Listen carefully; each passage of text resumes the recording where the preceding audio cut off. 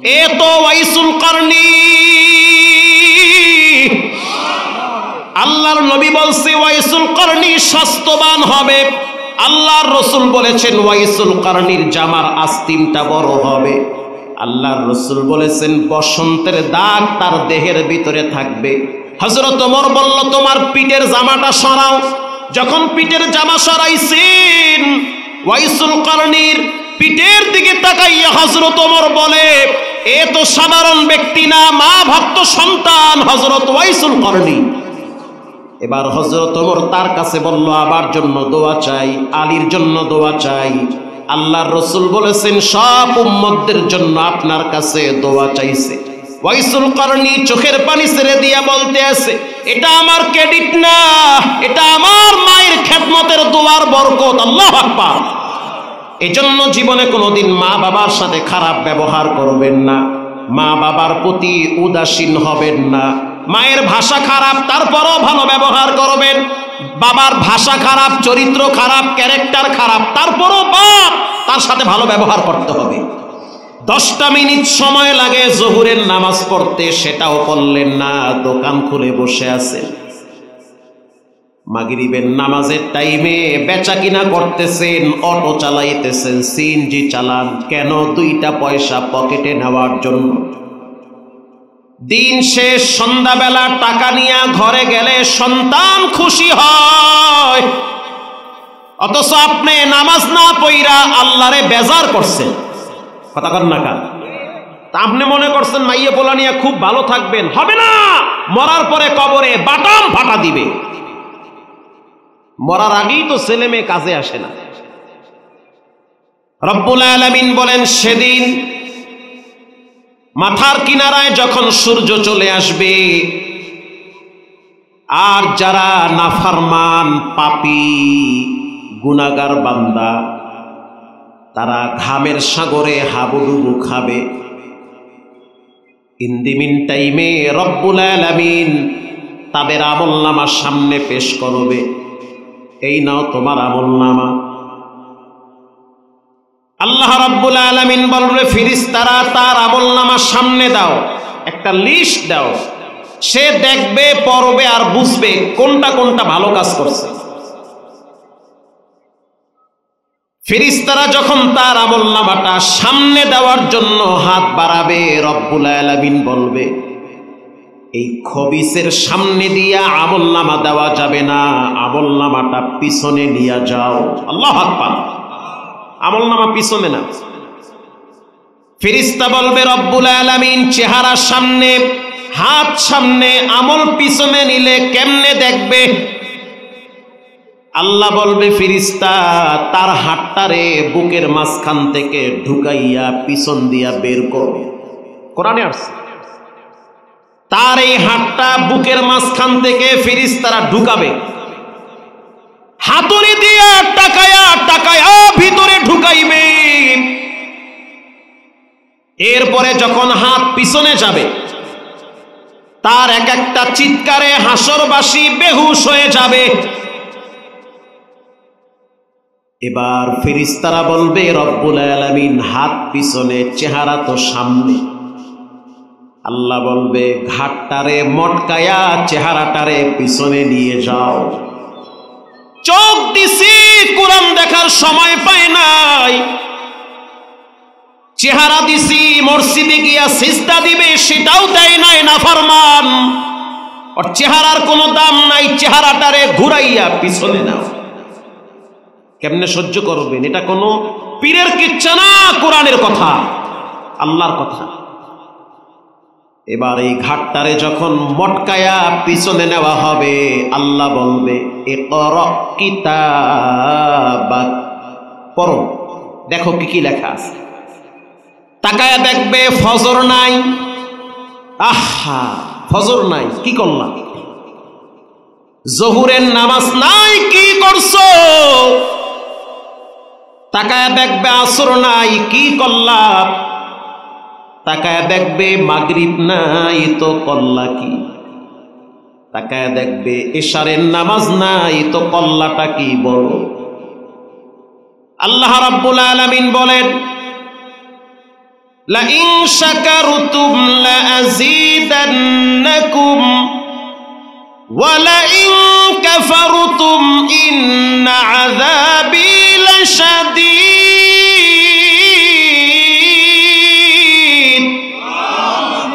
মাশাআল্লাহ, দেখি তো সবাই সজাগ আছে না? মাশাআল্লাহ, মারহাবা বলে, মারহাবা। যদি দুইটা বক্স আনতো এই জায়গায়, খেলায় জমাই হেলাইতে, খেলায় আজকে জমে যাই। কিন্তু আমি তো ওই টান দিব না যেই টানে আমার গলা ভাঙবে, ওটা লোড সইতে পারবে না। প্রিয় ভাইয়েরা আমার, রব্বুল আলামিন বলবে আমি তোমাকে নিয়ামত দিছি, শুকরিয়া আদায় কেন করো নাই? কি নিয়ামত দিছেন আল্লাহ? লেখার মতো হাত দিয়েছি, কলম ধরার মতো আঙ্গুল দিয়েছি, কথা বলার মতো জিহ্বা দিছি, এমন একটা জিহ্বা দান করছি আনলিমিটেড, ব্যবহার করলে একটা সেকেন্ডের জন্য জিহ্বা ব্যথা করে না। ঠিক না ঠিক? কথা বললে গলা ব্যথা করে, বুক ব্যথা করে, মাথা ঘুরায়, কিন্তু এই যে প্রতিদিন আমি চিল্লাই, আল্লাহর কসম এক সেকেন্ডের জন্য আমার জিহ্বা ব্যথা করে না। আল্লাহু আকবার বলেন। আল্লাহ পাক বলবে তুমি জিহ্বা দিয়ে কোরআন শরীফ পড়ছো না? পড়ি নাই। কেন পড়ো নাই? জিহ্বা লড়ায়া জিকির করছো না? করি নাই। কেন করো নাই?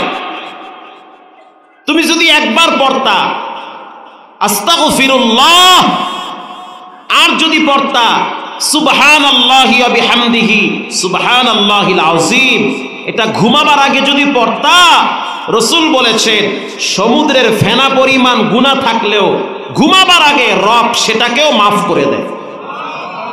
কেন বললি না খবিস? ছেলেমেয়ের জন্য পড়ি নাই, ডাক ছেলে মেয়েরে। এবার আপনি ছেলেরে খুঁজবেন, ছেলে সামনে আসবে, রাগ করতেছেন নাকি? ছেলে আসবে, এবার রব্বুল আলামিন বলবে সন্তানকে নিয়ে আসলাম, তোমার কি অভিযোগ বলো তোমার সন্তানের কাছে। এবার বাবা বলবে সন্তান কয়েকটা নেকির কারণে ধরা খেয়ে গেছি, একটা নেকি যদি দাও আজকে হয়তো রব্বুল আলামিন আমাকে মাফ করে দিবে। সন্তান বলবে দুনিয়াতে আমার আব্বা ছিল এটা ঠিক, তুমি কে? তোমাকে আমি চিনি না। ইয়াউমা ইয়াফিরুল মারউ মিন আখিহি ওয়া উম্মিহি ওয়া আবিহি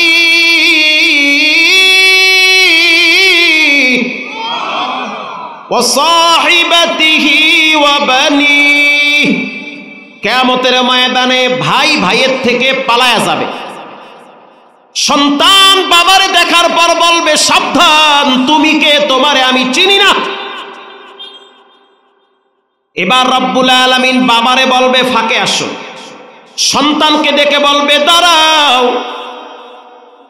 কেন তোমার আমলনামায় নামাজের সওয়াব নাই? তোমার বয়স যখন 12 ছিল তখন থেকেই তো তোমার আমলনামা চালু হয়ে গেছে।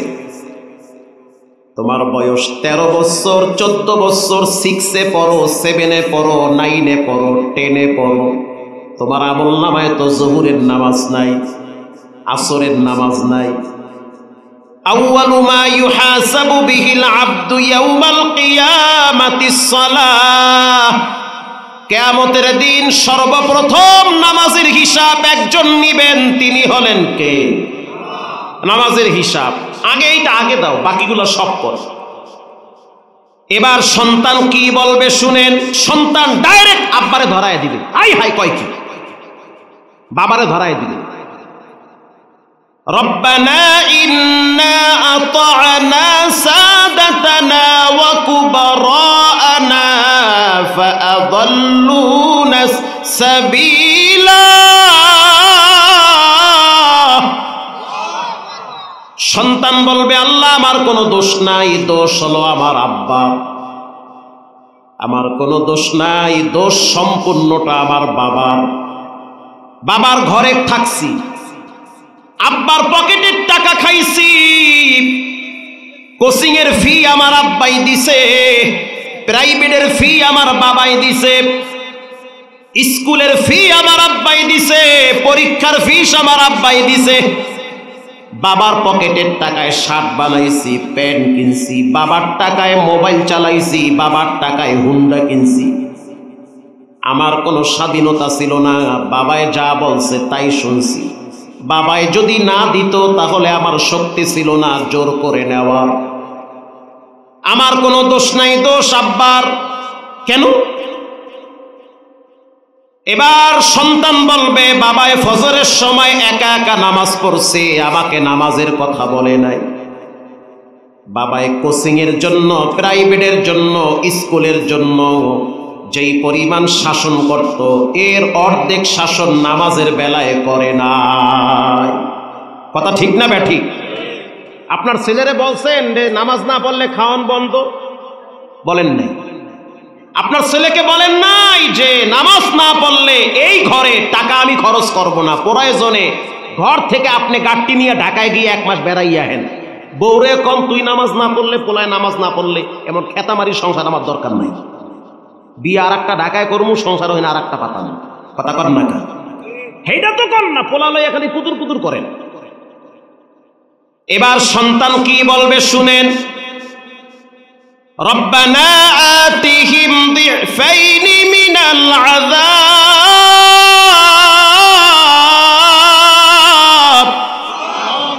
আল্লাহ আমার আব্বা আম্মাকে ডাবল আযাব দেন, বাটাম ফাটা।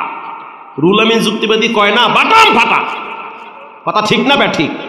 ওই বাটাম ফাটা কবরে দিবে, খবরেও দিবে, ওইটা ডিবির অফিস, কবর হয়েছে ডিবির। পিতা আউযুবিল্লাহ সারা মান রব্বুকা কওয়ার আগে ফিরা শুনি, ফেরেশতা মাফ চাই, আগে বিড়িটা খাওয়াইয়াও ফিডা, বিড়িটা আগে খাওয়াও, এরপরে ফিডাও। কিয়ামতের ময়দানে সন্তান বলবে আল্লাহ আমার দোষ নাই, সব দোষ আব্বা।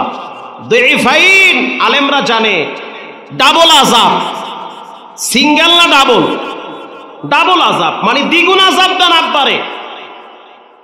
মহিলা প্যান্ডেলে মা বোন যারা আছেন শুনে নেন, কিয়ামতের ময়দানে মেয়ে দাঁড়ায় বলবে আল্লাহ আমি বড় হইছি, শারীরিক পরিবর্তন ঘটেছে, প্রাইভেটে না গেলে মায়ে ধমক দিত, পর্দা করি নাই এজন্য মায়ে ধমক দেয় নাই। কথা ঠিক না ব্যাঠিক? আমি মেয়ে পাশের রুমে ঘুমাইতাম, ফজরের নামাজ পড়ি নাই, এজন্য আমার মা একদিনও খানা বন্ধ করে নাই, ধমকও দেয় নাই। অতএব আমি মেয়ের কোনো দোষ নাই, দোষ হলো আমার মায়ের। আল্লাহর কসম দিয়া বললাম সেদিন সন্তানও যেমন বাঁচবে না, মা বাবাও তেমন বাঁচবে না। এবার রব্বুল আলামিন বলবে সবার কথা আমি শুনলাম, সবার আমলের অবস্থা ভয়াবহ। এবার বলবে সন্তান বুঝলাম তোমার বাবার দোষ, তুমি বলো 3 বেলা খাওয়ার মতো তোমার পেট ছিল? বলে হ্যাঁ। খাবার চাহিদা ছিল? বলে হ্যাঁ। এটা তুমি বুঝছো? বলে হ্যাঁ বুঝছি। বাথরুমের চাপ দিলে কই যাইতা? বাথরুমে যাইতা, সেটা যেমন বুঝছো। ব্যবহার করার জন্য বস্ত্রের প্রয়োজন, সেটা যেমন বুঝলাম। যৌবনের তাড়নায় মোবাইল নিয়ে কই কই গেলা, সেটা যেমন বুঝলা। ফাআলহামাহা ফুজুরাহা ওয়া তাকওয়াহা, ভালো মন্দ বুঝার মতো একটা জ্ঞান আল্লাহ মানুষকে দিয়েছে, এটা কোনো পশুকে দেয় না। ঠিক না ব্যাঠি? কোনটা ভালো কোনটা খারাপ এটা তো তুমি বুঝছো। আমি যে রব, আমার পক্ষ থেকে 5 ওয়াক্ত নামাজ তোমার উপরে ফরজ ছিল, এটা তুমি জানো? হ্যাঁ জানি। তো মানলা না কেন? এবার রব বলবেন খুযুহু ফাগুল্লুহ, ধর, সুম্মাল জাহিমা সাল্লু, অতঃপর তাদেরকে নিক্ষেপ করো। সুম্মা ফি সিলসিলাতিন যারউহা ৭০ যিরাআন ফাসলুকু, ৭০ হাত শিকল নিয়ে সেদিন বাইধা জাহান্নামে ফালানো হবে। নাউজুবিল্লাহ বলেন।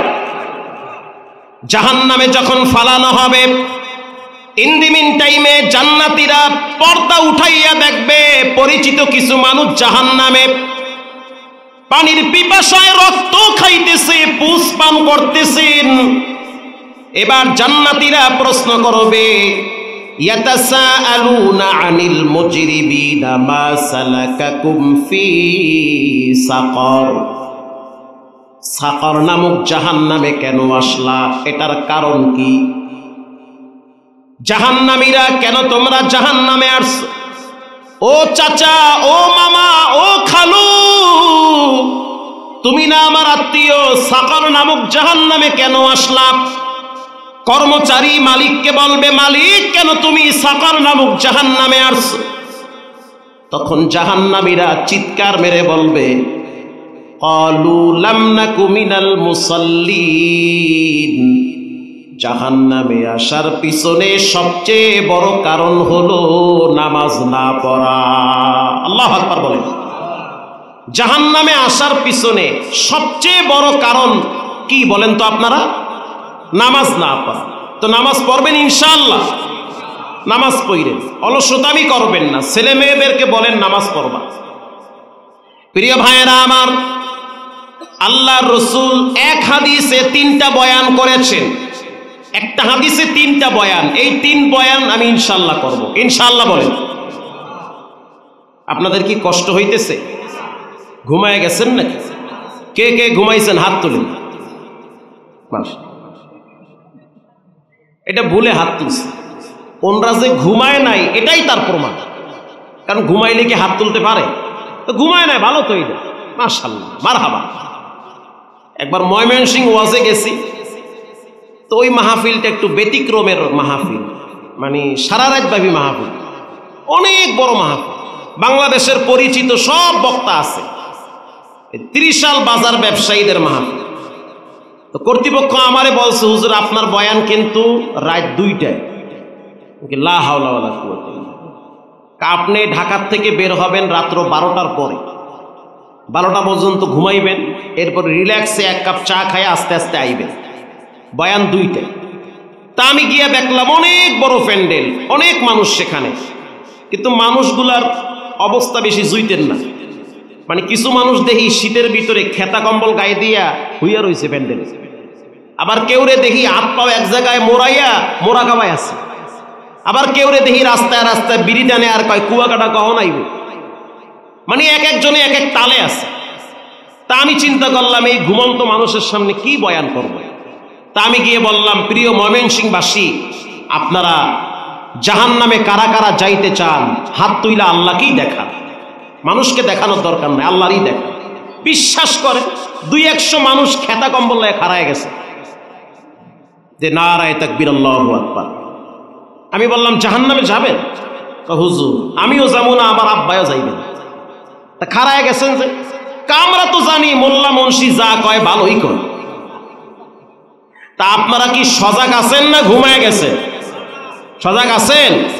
দেখি একটু আওয়াজ দিয়ে আসেন কি নাই। নারায়ে তাকবীর। মাশাআল্লাহ, তুই ইমানের আওয়াজ ভালোই দেখা যায়।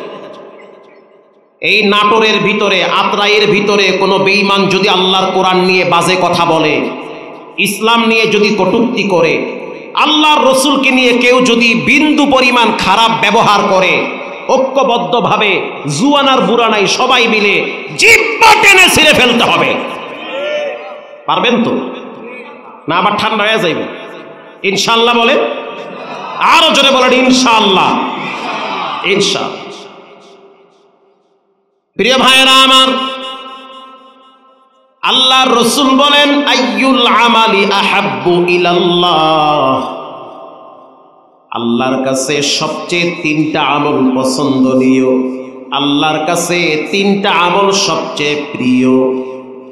1 নম্বরে আসসালাতু আলা ওয়াক্তিহা, টাইম টু টাইম যে নামাজ আদায় করে আল্লাহর কাছে সে সবচেয়ে প্রিয়। সুবহানাল্লাহ।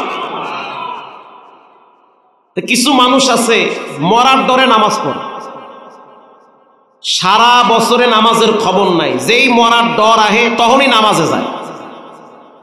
কেমনে যায় আমি আপনাদেরকে একটু বুঝাই। ঢাকার থেকে লঞ্চে বরিশাল যাচ্ছি, লঞ্চের ভিতরে ম্যাক্সিমাম যাত্রীরা তাস খেলায়, লুডো খেলায়, ক্যারাম বোর্ড খেলায়, টিভি দেখে। এগুলো দেখা তো সুন্নত, তাই তো? যাই হোক, তাস খেলায় তো লঞ্চের ভিতরে অনেক দাড়ি পাকা মুরব্বীদেরকেও দেখছি তাস খেলায়। তা আমি চিন্তা করলাম ওই কোনায় 6-7 জন গোল মিটিং হয়ে বয়ে রয়েছে, সব বড় বড় দাড়িওয়ালা। আমি মনে করলাম হয়তো বসে তালিম করতে আছে। তা আমি একজনরে বললাম, চলেন আমরাও গিয়া তালিমে একটু বসি, দুই একটা হাদিস শুনি। হুজুর ওখানে সাপ মারতে আছে। কয় কি সাপ মারে মানে? বুঝবেন না, ওটা মারে ভতি কথা। আমি না যাওয়া লাগবে, না যাইয়েন না, ওখানে গেলে উজু নষ্ট হয়ে যাই। What is this? বলে কি? বলে গিয়া দেখলাম মাশাআল্লাহ অনেকেই তাস খেলাইতে আছে। আপনাদের দেশে কি মুরব্বীরাও তাস খেলায়? ওরে আল্লাহ, কয় কি যাক খেলায়, কিছু লোক আছে খেলায়। তো এখন লঞ্চ চলে কি পানিতে না ডাঙ্গায়? পানিতে চলে। আচ্ছা বলেন, লঞ্চ যে পানিতে চলে মাঝে মাঝে ডুইবা যায় না? ভয় আছে না নাই? ভয় আছে। তো নামাজের টাইমে, এশারের নামাজের টাইমে এই 2-3 জন জেনারেল শিক্ষিত, ব্যাংকে চাকরি করে, ওনরাও গ্রামে যাবে।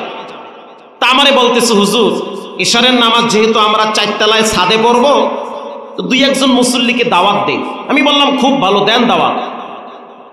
এই শিক্ষিত কয়েকজন যুবকরা গেছে ওই জায়গায়, ওই সাপমরান্না পার্টির কাছে গিয়ে বললো, বাবারা চলেন উপরে গিয়ে নামাজ পড়ি। যান নমাজ হেদ দাঁড়ে, ফাও আমাকে খোঁজাখুঁজি করেন না, যান, আমরা মনে মনে নামাজ পড়ে ফেলাইছি, জান যা কর কইছে। তা আমরা উপরে গিয়া বিশাল এক জামাত করলাম। তো লঞ্চে যাত্রী হইল 2-3 হাজার, নামাজ পড়ছি ধরেন 200-250। আরো যাত্রী আছে না নাই? অভাব নাই। তো নামাজ শেষ হওয়ার পরে যার যার ফ্লোরে, যার যার কেবিনে চলে গেছে। তো রাত বাজে 3টা।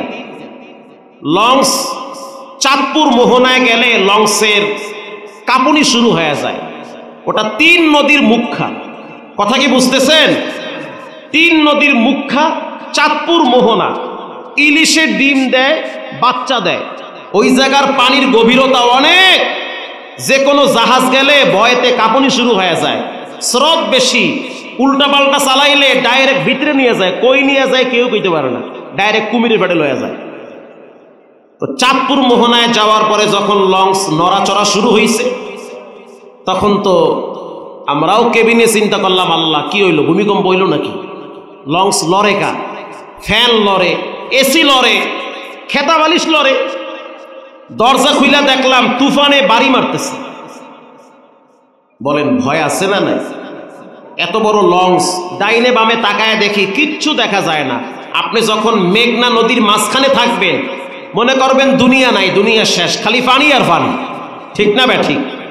তখন আপনার মনে হবে আপনি বাংলাদেশে নাই, আপনি আছেন আটলান্টিক মহাসাগরের মাঝখানে, বিশাল নদী। তো তখন চিন্তা করলাম কি দোয়া পড়া যায়, কারণ মরণের ডর সবাইরই আছে। হুজুর হয়েছে কি হয়েছে, মরার ডর নাই আমগো? ডর আছে মানে ডর মানে কঠিন ডর, কয় কি আরো পানির ভিতর। দোয়া কালাম যা আছে পড়ছি। বিপদ দেখলে কিন্তু মানুষ দোয়া কালাম ভুললে যায়, কথা কর না? বিপদ যখন হঠাৎ সামনে আসে আপনি কোন দোয়া থুইয়া কোন দোয়া পড়বেন তাল পাইবেন না। তো বারান্দায় দাঁড়ায় দাঁড়ায় দোয়া যদ্দুর আছে পড়তে আছে, আর চিন্তা করতে আছি যা করে আল্লাহ এখানটা লাভ দিন, হাতরাইতে থাকবো, এরপরে পড়তে পারি আর না পারি, যা করে আল্লাহ। এর মধ্যেই দেখলাম ওই তাস খেলার না কয়েকজনে লম্বা তসবি লইয়া 3 তলায় উঠছে। তসবি লইয়া উপরে উঠতে সব্বি আলা সব্বি আলা সব্বি আলা। আমি বললাম চাচা, বাবাজি পশ্চিমটা কোন দিকে? পশ্চিম খুঁজে। লঞ্চে উঠলে পশ্চিম খুঁজতে পাওয়া যায় না। একটু আগে যারা তাস খেলাইছে তুফানে যখন বাড়ি মারছে, এখন কয় পশ্চিম কোন দিকে? পশ্চিম দিয়ে করবেন কি? মরার নামাজ পড়া নিমু। তার মানে মরমু তো একটু পরে, যেই কায়দায় তুফানে বাড়ি মারতেছে আর পানি যেভাবে ভিতরে আসতেছে, আমাকে কলিজা হুগায় গেছে। আমরা মইরা গেলে তো লাশও পাওয়া যাবে না, মাছের পেটে যাইব গা। তো পশ্চিম কোন দিকে? এইটারে কয় মরার নামাজ। এটাতে কি নামাজ? মরার নামাজ। গত বছর ডিসেম্বরের 1 তারিখে ভূমিকম্পে ধাক্কা মারছে না বাংলাদেশে? এই যে সাভার বাস স্ট্যান্ডে নামাজে ঢুকছি ফজরের টাইমে, তো উজুখানায় গিয়ে দেখলাম কোনো সিট খালি নাই। মানে শীতের ভিতরে বাংলাদেশের কোনো মসজিদে উজুখানায় ভিড় হয় এমন আছে না? খুব কম, একমাত্র মাদ্রাসা মসজিদ বাদে। ট্যাঙ্কির পানি তো যায় না, ঠান্ডা পানি মোড়ে গরমই হয় না, মানুষ উজুই করে না, ওই সন্ধ্যার উজু দিয়ে ফজর পর্যন্ত কামাই দেয়। মানে এমন ঠান্ডা পানি হাত দিলে হাত কাটতে যায়। তো বাস স্ট্যান্ড মসজিদে ঢুকবো উজু করার জন্য গিয়া দেখলাম অনেক যুবক সেখানে। তো মানুষ, কথা আছে না যে যেই বিলাই ইঁদুর মারে হ্যার মোজ দেখলে কওয়া যায়, কথা কন না কেন? যারা নামাজ পড়ে এগো দেখলে বোঝা যায় না? বোঝা যায়। তো ফজরের টাইমে উজুর মুসল্লি দেখলাম চুল এহেন্দা কাটটা এহেন্দা টিকলি বানাইছে। আবার অনেক যুবক দেখলাম এখানে পতাকা আপ করছে। এটি কি ফজরে যায় মসজিদে? কথা কন না কেন? এটি যায় না ফজরে। তা আমি মুয়াজ্জিন সাহেবরে বললাম, এত মুসল্লি ফজরে করতে আইছে, মসজিদে কি তবারক আছে ফজরে? কি তবারক? ভূমিকম্পে ধাক্কা মারছে, বিল্ডিং কাঁপতে উঠছে, এরা ডরে মসজিদে আইছে। এটারে কয় মরার নামাজ। বলেন এটারে কি নামাজ? আমি 2-1 যুবকরে বললাম যে তোমরা ফজরে আইলা এসা পড়ছো? এসা মুইও পড়ি নাই, মোর আব্বাইও পড়ে নাই, ঘুমাইছি। তো ফজরে আইলে? ফজরে মুইও আইছি, আব্বাইও আইছে। কেন? চিন্তা করছি মরমু তো মরমু, আল্লাহর ঘরে গিয়েই মরি, এই ভূমিকম্পে বিল্ডিং এ চাপায় বেরো মরমুনি। বলেন এই নামাজটারে কি নামাজ বলে? মরার নামাজ। মকুম চুস্তি নামাজে পানজেগানা ফাওয়াইলুল লিল মুসাল্লিনাল্লাযিনা আসসালাতু ইমাদুদ্দিন মান আকামাহা আকামাদ্দিন। নামাজ হলো দ্বীনের খুঁটি, যে নামাজ ছেড়ে দেয় সে দ্বীনের খুঁটিটা ভেঙ্গে দেয়। ঠিক না বেঠিক? এজন্য নামাজ ছাড়া যাবে না। 3 পণ্ডিত কীর্তন খোলা নদী পাড়ি দিবে। 3 জনই গুলশানে থাকে, ধনী মা বাবার সন্তান। গ্রামে গেছে ভ্রমণে, গ্রামে গেছে দেখার জন্য, নানা বাড়িতে বেড়াইতে গেছে। 3 জন বন্ধু মুসলমান, 3 জন বন্ধুই কিন্তু নামাজ পড়ে, তাও আবার 5 ওয়াক্ত না, শুক্রবার পড়ে। যারা শুধু শুক্রবার নামাজ পড়ে তাদের অধিকাংশ দোয়া কালাম পারে না। কথা বুঝেন না? যারা শুধু শুক্রবার নামাজ পড়ে এরা কি দোয়া কালাম শুদ্ধ করে সব পারে? কথা কন না? না, পারে না। 100 ভিতরে 90টাই পারে না। একজনকে কইলাম তুমি কি ছানা পারো? কয় ছানা খাই। ছানা খায়? হ্যাঁ। তুমি নামাজ পড়ো? কয় শুক্রবার পড়ি। হুজুর কম কি আপনি? নামাজ পড়ি না মানে নামাজ না পড়ে কি জাহান্নামে যাবো? শুক্রবার পড়ি। তার মানে সে মনে করছে শুক্রবার পড়লে আর পড়া লাগে না। খালি শুক্রবার পড়লে হয় না প্রতিদিন পড়া লাগে? প্রতিদিন কয়বার পড়া লাগে? আরো জোরে বলেন কয়বার? 5 বার পড়তে হবে। 3 পণ্ডিত চিন্তা করলো বিকালের টাইমে কই যাওয়া যায়, আমরা একটু মুক্ত বাতাস খাইতে নদীতে ভ্রমণ করি, চলো। নদীর ভিতরে মানুষ নৌকা নিয়ে ঘুরতে যায় কি যায় না? যায় না? মুক্ত বাতাস, চমৎকার নদী, পানি বহমান, এ আলাদা এক দৃশ্য। 3 বন্ধু চিন্তা করলো আসরের পরে 3 জনে একটা নৌকা নিয়ে ওপারে যাব। ওপারে চমৎকার একটা চর আছে, ওখানে গেলে 3 জনে মিলে একটু বিনোদন করব, মুক্ত বাতাস খাবো। 3 জনে নৌকা নিয়ে যখন বাওয়া শুরু করছে, আমগো কুয়াকাটায় কিছু নৌকা আছে, 1 মালই নৌকা, 1 মালই নৌকা অথবা ডিঙ্গি নৌকা, যেগুলাই মিশিং নাই, তবে বৈঠা দিয়া বায়া বায়া যাওয়া লাগে। এমন নৌকা নাই আপনাদের দেশে? বৈঠা দিয়া বাওয়া লাগে, কিন্তু স্রোত যদি বেশি থাকে এই বৈঠাও কুলায় না, যাইবে সোজা, যায় 3 মাইল দূরে। এবার 3 বন্ধু যখন নদীর মাঝখানে গেছে, 3 জনের অবস্থা খারাপ হয়ে গেছে। ওপার যাব কেমনে? স্রোত এত বেশি, ওপার যেতে যেতে হয়তো নদীর মাঝখানে চলে যাওয়া লাগতে পারে।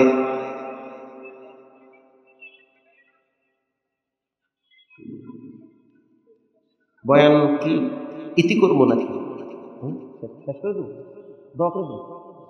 আচ্ছা, এই 2-4-5 মিনিটের শেষের দিকে ইনশাআল্লাহ। কষ্ট হয় আপনাদের? এবার 3 বন্ধু চিন্তা করলো ওপার যাব। নদীর মাঝখানে যাওয়ার পরে যখন দেখলো ওপার যাওয়া যায় না, 3 জনে চিন্তা করলো আমরা 3 জনে জীবনের শেষ নামাজটা পড়ি। কারণ যার ভিতরে ঈমান আছে, একটু হইল নামাজের ভালোবাসা আছে না না, নামাজ পড়। মাগরিবের নামাজ 3 জনে একসাথে পড়ি জামাতের সহিত। কে নামাজ পড়াইবি? যেই বন্ধু বেশি ফড়র ফড়র করে হেডারের সামনে দে। কথা বোঝেন নাই? দেশের সামনে আল্লাহু আকবার। বাকি যেই 2 জন পিছনে, এরাও কিন্তু শুক্র আলী মুসল্লি, এরাও নামাজের আও বাও বোঝে না। তাকবীর বান্দা গরির দিকে চাইয়ে থাকে। এই পার্টি যখনই তেলাওয়াত করলো কুল ইয়া আইয়ুহাল কাফিরুন, কুল ইয়া আইয়ুহাল কাফিরুন, জ্বরে বক মরে ফকিরের কেরামতি বাড়ে। কথা কন না কেন? জ্বরে বক মরে ফকিরের কেরামতি বাড়ে। যেই বলছে কাফিরুন, হঠাৎ তুফান আইসা আরো একটা বাড়ি বাড়ছে। পিছনে যেই 2 জন দাঁড়াইছে তারাও কিন্তু মহাপণ্ডিত। একটা আর একটারে গুতা মারিয়া কয় শক্ত ইয়া খারাইস, তুফানে বাড়ি বাড়ছে। বলেন এটা বললে কি আর নামাজ থাকে? আছে? এই শক্ত ইয়া খারাইস, তুফানে বাড়ি বাড়ছে। লগের দেখা এ মগা, নামাজে কথা কইলে নামাজ থাকে? আর নামাজ আছে? আছে? ইমাম সাহেব পিছনে ফিরে কয় ও কথা কইছে কইছে, তুই কইছো কয়? নামাজ কারো আছে? নাই, নাই নামাজ। আমি নওগাঁয় অনেকবার আসি, উত্তরবঙ্গে এবছর না হইল 40টা মাহফিল করছি উত্তরবঙ্গে। আল্লাহর চৌগেরাম আইছি, আত্রাইও আইছি, কালীগঞ্জ আইছি। তা আপনাদের কথাবার্তা আমি বুঝি, আমার কথাও আপনারা বুঝেন, ঠিক না ভাই? ঠিক। এজন্য আল্লাহর রাসূল বলেছেন সাল্লু কামা রাআইতুমুনি উসাল্লি, এমন ভাবে নামাজ পড়বা যেভাবে আমি রাসূল নামাজ পড়েছি। রাসূলুল্লাহ যখন নামাজে দাঁড়ায় যাইতো তখন সাহাবীরা দূর থেকে বুঝতে পারত রাসূলুল্লাহর ভিতরে জাহান্নামের ভয়তে কান্না চলে আসতো। আল্লাহর হাবিব যখন নামাজে দাঁড়াইতো তখন মনে হইতো রাসূলুল্লাহ দাঁড়ায় রইছে, মনে হয় একটা শুকনা গাছ দাঁড়ায় আছে, নড়ে চড়ে না। আল্লাহু আকবার। আল্লাহর নবী যখন সিজদায় যাইতো, মা আয়েশা বলেন জানান্তু হাত্তা কাবদাতার রূহাহু, আমি মনে করি রাসূলুল্লাহ বুঝি সিজদার ভিতরে মারা গেছে, এমন নামাজ পড়তো। এজন্য আল্লাহ পাক বলেন ইয়া আইয়ুহাল্লাযীনা আমানুস্তাঈনু বিস-সাবরি ওয়াস-সালাহ, ও ঈমানদারেরা আল্লাহর কাছে সাহায্য চাবা 2টা জিনিসের মাধ্যমে। সন্তান মারা গেছে, নামাজে দাঁড়ান। ব্যবসায় লস খাইছে, নামাজে দাঁড়ান। স্ত্রী কথা শুনে না, নামাজে দাঁড়ান। ছেলে মেয়েগুলা কথা শুনে না, নামাজে দাঁড়ান। যত রকমের বিপদ আছে, এই বিপদগুলা সমাধান করার জন্য মাধ্যম হলো নামাজ। যার কাছে সমাধান চাবেন তিনি হলেন কে? এজন্য আল্লাহ বলেন ইস্তাঈনু বিস-সাবরি ওয়াস-সালাহ, তোমরা এমন ভাবে আমার কাছে সাহায্য চাবা যেটার ভিতরে নামাজ আছে, ধৈর্য আছে। আল্লাহর নবী বলেন 1 নম্বরে নামাজ, 2 নম্বরে বিররুল ওয়ালিদাইন, মা বাবার সাথে যারা ভালো ব্যবহার করে আল্লাহ নিজে তাদেরকে ভালোবাসে। মা বাবা যদি খুশি হয় তো আল্লাহ খুশি হয়। মা বাবা যদি আপনার উপরে কষ্ট পায় তো রব কষ্ট পায়। কারণ রব্বুল আলামিন কোরআনে বলেন ওয়াহনান আলা ওয়াহনি ওয়া ফিসাল, কষ্টের পর কষ্ট তোমার মা তোমার জন্য সবচেয়ে বেশি করেছে। তুমি যখন তোমার মায়ের পেটে ছিলা, তোমার হাত পা গুলা যখন শক্ত হয়েছে, পা দিয়া লাথি মারছো, এক একটা আঘাত তোমার মায়ের কলিজায় লাগছে। বলেন এটা কষ্ট কিনা? কষ্ট না? কষ্ট। আল্লাহ রাব্বুল আলামিন বলেন কষ্টের পর কষ্ট তোমার মা সহ্য করেছে। তুমি রাত্রিবেলা ঘুমাইতে পারো নাই, কারেন্ট চলে গেছে, বিদ্যুৎ ছিল না, অথবা একেবারেই কারেন্ট নাই, গরমে তোমার ঘুম হবে না। তোমার মা তোমার পাশে পাখা দিয়া বসে বসে বাতাস করে তোমারে ঘুম পাড়াইছে। ঘুমের ভিতরে যদি পায়খানা করে দিতা, পৃথিবীর কেউ নাই যে তোমার পায়খানার খাতা পরিষ্কার করবে, একমাত্র তোমার মা মেথরনির মতো সাফ করে। সেই মাকে কেমনে ভুলে গেলা? সেই মায়ের সামনে কেমনে মাথায় ঝাঁকি দিয়া কথা বলো? সেই মায়ের সামনে কেমনে চোখ রাঙ্গায়া কথা বলো? গরম ব্যবহারের জায়গা পাও না, মায়ের সাথে গরম ব্যবহার দেখা। অথচ পৃথিবীর ইতিহাসে একজন ব্যক্তির নাম স্বর্ণের অক্ষরে লেখা থাকবে, যার নাম হলো ওয়াইসুল করনী রহিমাহুল্লাহু তাআলা। আজকেও হাদিসের কিতাবে দেখছি ওয়াইসুল করনী রহমাতুল্লাহি আলাইহি, তার বাড়ি হলো ইয়ামেনে। তিনি নবীর যুগের মানুষ। আল্লাহর নবী যখন মদিনায় ছিল, ওয়াইসুল করনী তখন ইয়ামেনে ছিল। ওয়াইসুল করনী রাসূলুল্লাহকে চিঠির মাধ্যমে হোক, স্বপ্নের মাধ্যমে হোক, প্রথমবার রাসূলের কাছে মেসেজ পাঠিয়েছে, আমি আপনাকে দেখতে আসতে চাই, আমি আপনার সাহাবী হইতে চাই, গোটা পৃথিবী আপনার জন্য পাগল, আপনাকে দেখা আবু বকর ধন্য হয়েছে, ওমর ওসমান ধন্য হয়েছে, আপনাকে দেখার কারণে বেলাল ধন্য হয়ে গেছে, আপনার সম্মানার্থে আসমান জমিন ধন্য হয়ে গেছে, আপনার নাম জান্নাতের গাছে গাছে পাতায় পাতায় লেখা হয়েছে। আল্লাহু আকবার। আমার মনটা চায় আপনাকে দেখতে আসব। বলেন আমি কিভাবে আসব, কেমনে আসব? আপনি তো জানেন আমার একজন অসুস্থ মা ঘরে পড়ে আছে। 5টা মিনিট একটা লোক সাউন্ড করবেন না, কোনো লড়াচড়া করবেন না, দিলের কান লাগায় শুনেন। মা বাবা কত বড় দামি সম্পদ। যেই কপাল পরা সন্তান মায়ের সাথে খারাপ ব্যবহার করে, সে যেন নিজের বিপদ নিজে ডেকে আনে। তার দুনিয়াও ধ্বংস, মরার পরেও তার প্রতি রবের কোনো দয়া থাকবে না। কারণ 2টা পাপের শাস্তি দুনিয়াতে আগে হয়। 1 নম্বরে জুলুমের শাস্তি, 2 নম্বরে মা বাবার সাথে নাফরমানির শাস্তি। এই 2 শাস্তি দুনিয়াতে না দিয়া রব্বুল আলামিন কবরে নিবে না।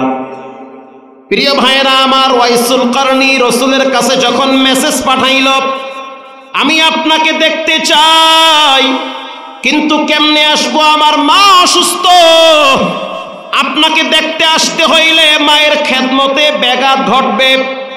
আল্লাহর নবী জানায় দিল, আমাকে দেখা লাগবে না, মায়ের খেদমত করো। সুবহানাল্লাহ। আমাকে দেখার জন্য আসতে হবে না, আমার সান্নিধ্যে আসা লাগবে না, তুমি তোমার মায়ের খেদমত করো। কিছুদিন পরে মনের ভিতরে আবার জ্বালা শুরু হয়ে গেছে। আল্লাহর নবী মদিনায়, আমার মনটা পড়ে আছে মদিনায় কেমনে যাব, মা তো অসুস্থ। আবার রাসূলের কাছে চিঠি পাঠাইছে, নবী আমার, আপনাকে আমি দেখতে চাই, আপনার সান্নিধ্যে আসতে চাই। আপনার নুরানি চেহারা দেখলে মানুষের খিদা নিবারণ হয়। মানুষ ঘামাইলে শরীর থেকে গন্ধ আসে, আপনি ঘামাইলে শরীর থেকে ঘ্রাণ বের হয়। মদিনার মহিলারা আপনার শরীরের ঘাম ডিব্বা ভৈরা ভৈরা বিবাহের অনুষ্ঠানে সেন হিসাবে ব্যবহার করে। আপনার চেহারার সামনে চন্দ্র সূর্যের সৌন্দর্য দুর্বল হয়ে যায়। আল্লাহু আকবার। আপনি যেই রাস্তা দিয়া হাঁটেন, সেই রাস্তার গাছপালা মাথা নত করে আপনারে সালাম জানায়। আপনি এমন একজন দামি ব্যক্তি, আপনি সাধারণ কোনো মানুষ না।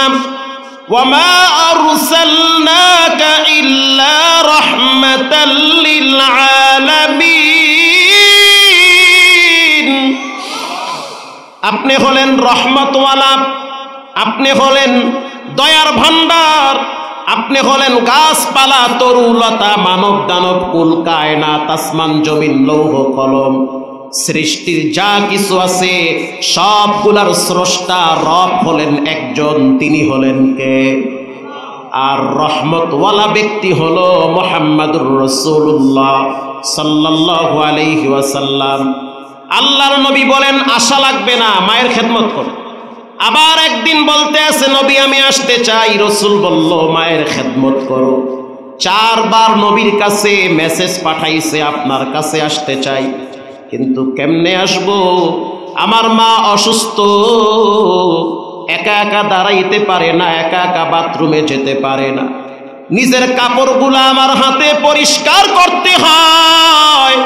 হুমা জান্নাতুকা ওয়া নারুকা, মা বাবা তোমার জন্য জান্নাত, আবার মা বাবা তোমার জন্য জাহান্নাম। প্রিয় ভাইরা, আবার আল্লাহর হাবিব বলল মায়ের খেদমত করো, আশা লাগবে না। ওয়াইসুল করনি মায়ের খেদমত করল। আল্লাহর হাবিব ইন্তেকালের আগে আগে ওমরকে ডেকে বলল ওমর, আবার মৃত্যুর পর ইয়ামেন থেকে একজন আল্লাহর বান্দা আসবে, মা পাগল এক সন্তান, যখন সে মদিনায় আসবে তুমি আর আমার জামাতা হযরত আলী দুইজনে মিলে তোমাদের জন্য তার কাছে দোয়া চাবে। সুবহানাল্লাহ। ওমরকে বলল দোয়া চাও, আলীকে বলল তার কাছে দোয়া চাও, কারণ সে মায়ের খেদমত করতে করতে আল্লাহর কাছে এত দামি, সে দোয়া করলেই সেই দোয়া কবুল হয়। আল্লাহর হাবিবের ইন্তেকালের পরে হযরত ওমর রাদিয়াল্লাহু তাআলা আনহু এতটাই সচেতন ছিলেন, চৌকান্ন ছিলেন। মদিনায় যখন সিরিয়া থেকে কোনো জামাত আসতো, কোনো কাফেলা আসতো, ওয়াইসুল করনিরে তালাশ করত, কোথাও পাইতো না। হজের সফরে হযরত ওমর চলে গেছে মক্কায়, মক্কার অলিতে গলিতে ওয়াইসুল করনিরে খুঁজে, খুঁজতে খুঁজতে একটা জায়গায় গিয়া যখন ওয়াইসুল করনিরে পেয়ে গেল, গিয়া দেখলো সেখানে তিনি দাঁড়িয়ে আছে নামাজের ভিতরে। হযরত ওমর রাদিয়াল্লাহু তাআলা আনহু আলীকে নিয়ে পিছনে দাঁড়াইয়া আছেন। হযরত ওয়াইসুল করনি নামাজ শেষ করলেন, নামাজ শেষ করার পর বসে আছেন। হযরত ওমর প্রশ্ন করলো সালাম দিয়ে, তোমার নাম কি? বলে আমার নাম হলো আব্দুল্লাহ। হযরত ওমর বলতেছে তোমার মা তোমার নাম কি রাখছে সেটা বলো। ওয়াইসুল করনি বলে আমার মা আমার নাম রাখছে ওয়াইস, আমার বাড়ি হলো করায়ান নামক এলাকায়। হযরত ওমর রাদিয়াল্লাহু তাআলা আনহু বলল তুমি একটু হাঁটো, দেখতে চাই তুমি কেমনে হাঁটো, কারণ তোমার ব্যাপারে বিবরণ দিয়েছেন আল্লাহর রাসূল, তোমার হাঁটা দেখতে চাই আর শিওর হতে চাই যে তুমি ওই ব্যক্তি কিনা। ওয়াইসুল করনি যখন হাঁটতেছে হযরত ওমর আলীর দিকে তাকায় বলতেছে কথাই তো মিল গেছে, এ তো ওয়াইসুল করনি। আল্লাহর নবী বলছে ওয়াইসুল করনি স্বাস্থ্যবান হবে, আল্লাহর রাসূল বলেছেন ওয়াইসুল করনির জামার আস্তিনটা বড় হবে, আল্লাহর রাসূল বলেছেন বসন্তের দাগ তার দেহের ভিতরে থাকবে। হযরত ওমর বলল তোমার পিঠের জামাটা সরাও। যখন পিঠের জামা সরাইছেন ওয়াইসুল করনির পিঠের দিকে তাকাইয়া হযরত ওমর বলে এ তো সাধারণ ব্যক্তি না, মা ভক্ত সন্তান হযরত ওয়াইসুল করনি। এবার হযরত ওমর তার কাছে বলল আবার জন্য দোয়া চাই, আলীর জন্য দোয়া চাই। আল্লাহর রাসূল বলেছেন সব উম্মতদের জন্য আপনার কাছে দোয়া চাইছে। ওয়াইসুল করনি চোখের পানি ছেড়ে দিয়া বলতে আছে এটা আমার ক্রেডিট না, এটা আমার মায়ের খেদমতের দোয়ার বরকত। আল্লাহু আকবার। এজন্য জীবনে কোনোদিন মা বাবার সাথে খারাপ ব্যবহার করবেন না, মা বাবার প্রতি উদাসীন হবেন না। মায়ের ভাষা খারাপ তারপরও ভালো ব্যবহার করবেন, বাবার ভাষা খারাপ, চরিত্র খারাপ, ক্যারেক্টার খারাপ, তারপরও বাপ তার সাথে ভালো ব্যবহার করতে হবে। প্রিয় ভাইয়েরা আমার, মা বাবা থাকলে খাওয়ারও লাগতো, চিকিৎসা করার লাগতো। এখন তো অনেকের আব্বা মা কবরে চলে গেছে, থাকলে তো চিকিৎসা করার লাগতো, তাদের জন্য খোঁজ খবর নেওয়া লাগতো। আমি দোয়ার আগে আগে পুরা প্যান্ডেলে 5টা মায়ের সন্তান চাই, কে পারবেন? হুজুর আমি মায়ের জন্য 1000 টাকা আল্লাহর নবীর ঘরে ফালায়া দিলাম, চাইছি 5 জন, আশা করি পেয়ে যাব 20 জন। প্রথম আমি একজন মায়ের সন্তান চাই। 400 কিলোমিটার দূর থেকে আপনাদের এখানে আসছি, মুসাফির মানুষ, মা ভক্ত এক সন্তান আমি। জীবনে কোনোদিন আব্বা আম্মাকে কষ্ট দেওয়ার চেষ্টাও করি নাই। আল্লাহ রাব্বুল আলামিন সম্মান কমায় নাই, ইজ্জত কমায় নাই, বরং যা চাইছি তার চেয়ে বেশি পাইছি। দোয়া হবে আপনার আব্বা আম্মার জন্য। কে পারবেন? হাত তুলে আমাকে দেখা নেয় মুরব্বী বাবারা, কে পারবেন? 1000 টাকা দিতে পারবেন কেউ? ডানে বামে সামনে পিছনে, মাশাআল্লাহ, উনি 1000 টাকা দিবে। মায়ের জন্য 1000 কে দিবেন? আছেন কেউ ডানে বামে সামনে পিছনে? আছেন কেউ দেওয়ার মতো? আছেন? পারবেন? হুজুর আমি 1000 টাকা মায়ের জন্য ফালায়া দিলাম।